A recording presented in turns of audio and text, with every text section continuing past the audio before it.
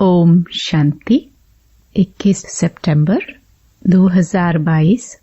बाबा के महावाक्य। मीठे बच्चे, बाप है गरीब निवास। तुम गरीब बच्चे ही बाप से ज्ञान की मुट्ठी ले साहूकार बनते हो। बाप तुम्हें आप समान बनाते हैं। प्रश्न: असुरों के विघ्न जो गाये हुए हैं वह इस रुद्र यज्ञ में कैसे पढ़ते रहते हैं? उत्तर: मनुष्य तो समझते हैं असुरों ने शायद यज्ञ में गोबर आदि का किचड़ा डाला होगा, परंतु ऐसा नहीं है। यहाँ जब किसी बच्चे को अहंकार आता है, कोई ग्रहचारी बैठती है तो जैसे किचड़ा बरसने लगता है। क्रोध में आकर मुख से जो फालतू बोल बोलते हैं, यही इस रुद्र यज्ञ में बहुत बड़ा विघ्न डालते हैं। कई बच्चे संग दोष में आकर अपना खाना खराब कर देते हैं। माया थप्पड़ मार इंसॉल्वेंट बना देती है। ओम शांति। याद में बैठे हो तो जैसे योग में बैठे हो। हर एक जानते हैं कि हमको तमो प्रधान से सतो प्रधान बनना है। यह है गुप्त मेहनत, इसमें कोई बड़ाई की बात नहीं। बाप कितना निरहंकारी रहते हैं, जिसमें प्रवेश करते हैं वह भी कितना निरहंकारी है। प्रजापिता ब्रह्मा के कितने ढेर बच्चे हैं। चलन कितनी साधारण है, जैसे घर में बड़ा बाबा चलते हैं। निराकार के लिए भी कहा जाता है निरहंकारी है। गुप्त है ना। इनको यह नहीं रहता कि हमारा शो हो, भपके से सबको पता पड़े। भपके से नाम तो होता है ना। बाप कहते हैं यह सब रस्म रिवाज कलयुगी देह अभिमानियों की है। यहाँ तो शांत में आते जाते हैं। बाबा तो हमेशा कहते हैं स्टेशन पर भी कोई ना आवे, कोई हंगामा नहीं। बाप कहते हैं मुझे गुप्त ही रहने दो, इसमें ही मजा है। बड़े भपके वालों को, बड़े आदमी को मारने में भी देरी नहीं करते। बाबा तो है ऊंच ते ऊंच, चलन गरीब से गरीब चलते हैं। बाप गरीब निवाज है ना, गरीबों से ही मिलने आते हैं। साहूकार लोग तो नामी ग्रामी मनुष्यों से ही मिलते हैं। इनको तो गरीब ही प्यारे लगते हैं। गरीबों पर ही तरस पड़ता है, तो बाप गरीबों पर तरस खाते हैं। ज्ञान की मुट्ठी भर देते हैं तो तुम साहूकार बनो। साहूकार का ठहरना मुश्किल है, दरकार ही नहीं है इस ज्ञान मार्ग में। गवर्नमेंट को तो धनवान लोग बहुत मदद करते हैं ना, नामी ग्रामी है ना। वहाँ तो बहुत दान करने वालों का नाम अखबार में निकाला जाता है। यहाँ गरीब दान करते हैं तो अखबार में डालना चाहिए। चावल की मुट्ठी देकर फिर महल ले लेते हैं। बाप गरीब निवास गाया हुआ है, सबसे मिलते जुलते रहते हैं। बड़ा आदमी मसाला बेचने वाले से मिलेगा नहीं। यहाँ तो है ही गरीब, उन्हों को ही साहूकार बनाना है। बाप तो है गुप्त। गरीब ही बाप से अपना वर्षा कल्प पहले मुहाफिक ले लेंगे। ड्रामा में नून दही है, साहूकार तो बलि चढ़ ना सके।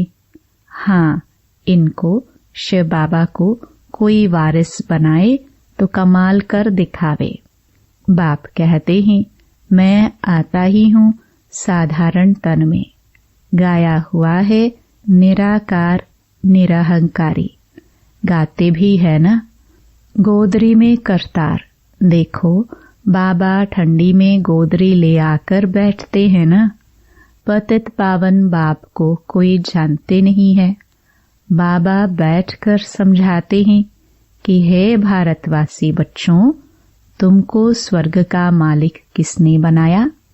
लक्ष्मी नारायण के चित्र भी यहाँ रखे हैं। यहाँ तुम अविनाशी ज्ञान रत्न प्राप्त कर और दान करते हो, तन मन धन सब समर्पण करते हो, तो इसका एवजा मिलना चाहिए। अज्ञान काल में भी बहुत दान करने वाले बड़े आदमियों पास जन्म लेते हैं। यहाँ तुम बाप के आगे सरेंडर करते हो तो पिछाड़ी में जो साहूकार बनते हैं उनके पास जाकर जन्म लेते हैं। फिर तुम वहाँ महल माड़िया बनाएंगे। दुनिया तो यही होगी। वैकुंठ कोई छत में थोड़ी रखा है। पूछो तुम्हारा बाप कहाँ गया? कहेंगे काशीवास किया और मुक्ति को पाया, अर्थात स्वर्ग पधारा। परंतु अब तुम समझते हो मुक्ति जीवन मुक्ति किसको मिली नहीं है। सब यहाँ ही आते जाते हैं। कर्मों अनुसार एक शरीर छोड़ दूसरा लेते हैं। बाप कर्म अकर्म विकर्म की गति समझाते हैं। रावण राज्य में जो भी कर्म मनुष्य करते हैं वह विकर्म बन जाते हैं। बालिग अवस्था में ही हिसाब किताब बनता है। छोटे बच्चे का कुछ जमा नहीं होता है। बच्चा बड़ा होता है तो उनके माँ बाप काम कटारी पर चढ़ा देते हैं। यह भी कर्म विकर्म हुआ। वहाँ माया का राज्य ही नहीं। यह एक भी मनुष्य जानते नहीं। तुम बच्चों को बाप देही अभिमानी बनना सिखलाते हैं। और कोई सत्संग में ऐसे नहीं कहेंगे कि तुम्हारी आत्मा में सारा पाठ बजाने की नूंद है। आत्मा शरीर छोड़ दूसरा ले पाठ बजाती है। आत्मा ही कानून से सुनती है। अब तुमको सेल्फ रियलाइजेशन कराया है। हम आत्मा ही 84 जन्म लेते हैं। आत्मा को अब निश्चय हुआ है देह अभिमान खत्म। पहला अवगुण ही यह है। देह अभिमान आने से ही और विकार छटकते हैं। तो अब देही अभिमानी बनना है। बाबा हम आत्माएं बस आई की आई। 84 जन्म पूरे किए हैं। ड्रामा अब पूरा हुआ। अब हमको नया जन्म मिलेगा। खुशी होनी चाहिए ना। सर्प खल छोड़ता है फिर नहीं लेता है। सन्यासी यह मिसाल दे नहीं सकते। यहाँ तुम भी नई खाल लेने के पहले पुरानी छोड़ते हो। फिर वहाँ हर जन्म में आप ही पुरानी खाल छोड़ नई ले लेते हो। बच्चे समझते हैं कि अब हम यह पुरानी खाल छोड़ घर जाएंगे। फिर स्वर्ग में समय पर पुराना शरीर छोड़ दूसरा लेते रहेंगे। सर्प तो बहुत बार खाल उतारता है। तुमको तो यह प्रैक्टिस कराई जाती है। यह 84 जन्मों की सड़ी हुई खाल है। इनको श्याम कहा जाता है। चमड़ी शरीर काली तो आत्मा भी काली है। सोना 24 कैरेट होता है तो जैवर भी ऐसे बनते हैं। आगे खाद डालने का कायदा नहीं था। सच्चा सोना चलता था।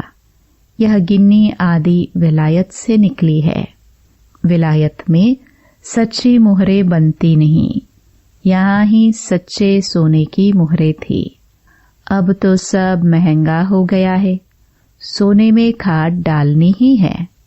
तुम्हारी दिल में गुप्त खुशी है कि हम तो जाकर सोने के महल बनाएंगे। जैसे यहाँ पत्थरों की दीवार है वहाँ सोने की दीवार होगी। हम पारस बुद्धि बनते हैं तो महल भी सोने के बनाते हैं। पुराना सब खलास हो जाएगा। इस ड्रामा को बड़ा युक्ति से समझना होता है। नई दुनिया में सब कुछ नया होता है। यह कितनी सहज बातें हैं। अच्छा, यह भी समझ में न आए तो बाप को बड़े प्यार से याद करो। इसलिए यह सब महीन बातें बाबा ने देर से समझाई है। शुरू में बहुत सहज तोतली बातें सुनाते थे। ऐसे थोड़े कहेंगे कि बाबा ने यह सब पहले क्यों नहीं सुनाया कि आत्मा इतनी छोटी है। ड्रामानुसार जो कुछ पास हुआ, कल्प पहले मुहाफिक जैसे समझाया था ऐसे समझा रहे हैं। मनुष्य इस ड्रामा के बंधन में बांधा हुआ है। कल्प बाद ही फिर ऐसे समझा रहे हैं, फिर भी ऐसे ही समझाएंगे। बहुत बच्चे साधारण रूप देख मूंझते हैं, उल्टा बोलने लग पड़ते हैं। अच्छे अच्छे बच्चे, उनको भी माया चमाट मार देती है। समझते हैं बस जो कुछ है निराकार ही है। सो तो ठीक है ना। निराकार नहीं होता तो हम तुम कैसे होते। परंतु निराकार को तो रथ जरूर चाहिए ना। रथ बिगर क्या करेंगे। शिव बाबा क्या करेगा। रथ में आए तब तो तुम उनसे मिलेंगे। तुम ही से सुनो, तुम ही से बैठो, तो रथ जरूर चाहिए ना। अच्छा, साकार बिगर निराकार को याद कर दिखाओ। क्या तुमको ज्ञान प्रेरणा से मिलेगा। फिर मेरे पास आए ही क्यों हो। यह बाबा भी कहता है कि वर्षा तो शिव बाबा से लेना है। शिव बाबा कहते हैं मैं इस साधारण तन में बैठ पढ़ाता हूँ। पढ़ाई तो जरूर चाहिए ना। बहुत अच्छे अच्छे बच्चों का माथा ही फिर जाता है। 2-4 सेंटर खोलते तो बस अहंकार आ जाता है। फिर उल्टा बोलते रहते हैं। फिर कभी बुद्धि में आ भी जाता है कि यह हमने ठीक नहीं कहा। फिर पश्चाताप करते हैं। बाबा कहते हैं मैं साकार बिगर कैसे समझाऊंगा। इसमें प्रेरणा की तो बात ही नहीं। मैं टीचर के रूप में बैठता हूँ। गरीबों पर माथा मारते हैं। गरीबों को ही दान करना चाहिए। कोई भी बात समझ में न आए तो बोलो अच्छा बाबा से पूछकर बताएंगे, क्योंकि ज्ञान की अभी बहुत मार्जिन है। आगे चलकर समझते जाएंगे। दिन प्रतिदिन तुम नई नई पॉइंट्स सुनते रहेंगे। तुम बच्चों को तो बिल्कुल ही निरहंकारी बनकर रहना है। अहंकार आने से ही फिर सारा खिचड़ा बाहर निकल आता है। किचड़े की जैसे वर्षा होती है। कहते भी हैं रुद्र यज्ञ में असुरों का किचड़ा पड़ा। वह समझते हैं शायद गोबर आदि डालते होंगे। सचमुच यह गोबर है। फालतू बोलने लग पड़ते हैं। क्रोध आदि करते यह जैसे गोबर डालते हैं। चलते चलते किसको ग्रहचारी बैठती है तो छटेले बन जाते हैं। माया थप्पड़ मार एकदम इंसॉल्वेंट बना देती है। कमाई में ग्रहचारी होती है ना। तब तो कहते हैं आश्चर्यवत सुनंती संगदोष में आकर अपना खाना खराब कर देते हैं। बाप कहते हैं बहुत खबरदार रहना है। संग तारे कुसंग बोरे। बाबा बिल्कुल मना कर देते हैं। बड़े आदमी के दुश्मन बहुत बन पड़ते हैं। यहाँ फिर विष का खाना न मिलने से कामेशु क्रोधेशु बन पड़ते हैं। बस हम इनको मारेंगे। बाप तो कहते हैं काम तो तुम्हारा दुश्मन है। तुम पावन देवी देवता थे, अभी कहते हो कि हम पतित दुखी हैं। बाप कहते हैं इस ज्ञान यज्ञ में असुरों के विघ्न बहुत पड़ेंगे, शुरू से ही पढ़ते आए हैं। मुख्य है ही पवित्रता की बात। तुम पुकारते भी हो कि हे पतित पावन आओ, तो अब आए हैं, पावन बनाते हैं। फिर क्यों पतित बनने चाहते हो? विकारों पर ही शुरू से झगड़ा चलता है। बच्चियां भी कहती हैं हमको तो बाप से वर्षा जरूर लेना है, कुछ भी हो जाए। बाप क्या करेगा? मारेगा ना। लड़ाई में कितने मरते हैं, तुमको बाप कोई मार नहीं डालेगा। हाँ, सहन जरूर करना पड़ता है, इसमें महावीरता चाहिए। शिव शक्ति का गायन तुम्हारा ही है। आदि देव को महावीर कहते हैं, परंतु अर्थ थोड़े ही समझते हैं। अब तुम समझते हो कि माया पर जीत पाते हैं और दूसरों को माया जीत बनाते हैं। दिलवाड़ा मंदिर में जगदम्बा भी बैठी हैं, कोठरियों में बच्चियां भी बैठी हैं। महावीर बच्चे सब ब्राह्मण ब्राह्मणियां ठहरे। तुम्हारी बुद्धि में कितना राज है, हूबहू तुम्हारा ही यादगार है। लक्ष्मी नारायण का मंदिर भी यादगार है। गांधी की बरसी मनाते हैं। यह किया, टैगोर ऐसा था, अच्छा काम करते थे। कितनी बड़ी बड़ी जीवन कहानियां लिखी हुई है, कितने वॉल्यूम्स हैं। यहाँ तुम्हारी बुद्धि ही बड़ा वॉल्यूम है। सारी सृष्टि के आदि मध्य अंत का राज तुम्हारी बुद्धि में है। बुद्धि में ही ज्ञान की धारणा होती है। किनकी बुद्धि विशाल है, किनकी कम है, नंबर है ना। यह है नई नॉलेज जो बाप के सिवाय कोई सुना नहीं सकते। ऐसे बाप पर बलि चढ़ने से तुमको स्वर्ग का मालिक बना देते हैं। बेहद का बाप पतित दुनिया, पतित शरीर में आकर बच्चों के लिए कितनी मेहनत करते हैं, तो जरूर बच्चों को बलि चढ़ना पड़े। वह बाप तो है ही निराकार, दाता है ना। कहते हैं शिव बाबा हम आपको पैसे भेज देते हैं मकान बनाने के लिए। मैं तो निराकार हूँ, तो जरूर ब्रह्मा द्वारा ही बनाऊंगा। डायरेक्शन देता हूँ, तुम्हारे लिए बनावे। हम तो आए हैं थोड़े समय के लिए, फिर निर्वाण धाम चले जाएंगे। कितना प्यार से बैठ समझाते हैं, कितनी सहज बात है। देह सहित देह के सब संबंध त्याग, एक बाप को याद करो। चाहे तो स्वराज्य पावो, चाहे प्रजापद पावो, तुम्हारे पुरुषार्थ पर है। एक एक राजा रानी के पास प्रजा कितनी लाखों के अंदाज में आती है। यह ज्ञान तो ढेर सुनेंगे। आप समान बनाने की मेहनत करनी है, पावन यहाँ बनना है। तुम जानते हो पतित पावन बाप आया हुआ है। कल्प पहले मुहाफिक हमको समझा रहे हैं। बाबा ने राज्य दिलाया था, रावण ने छीन लिया है।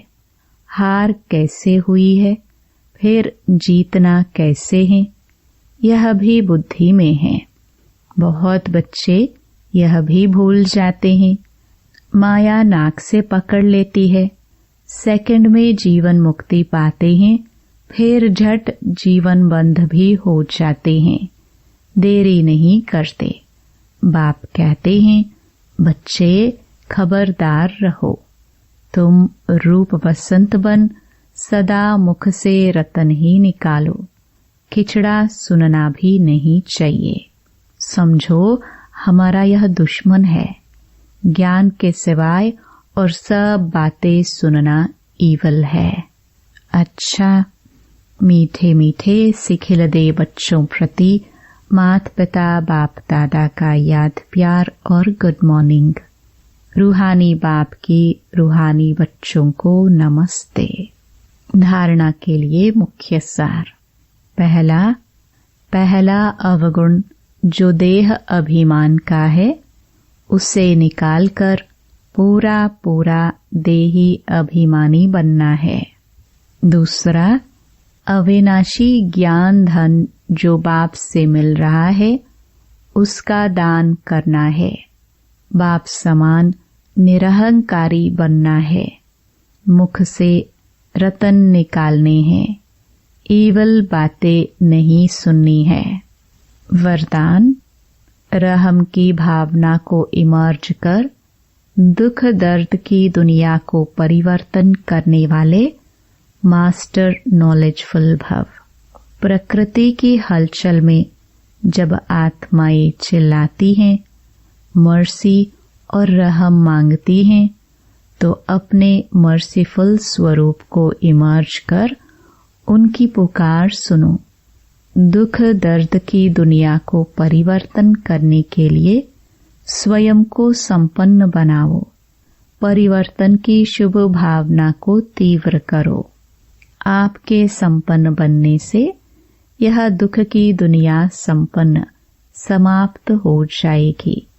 इसलिए स्वयं प्रति चाहे सर्व आत्माओं के प्रति रहम की भावना इमर्ज करो।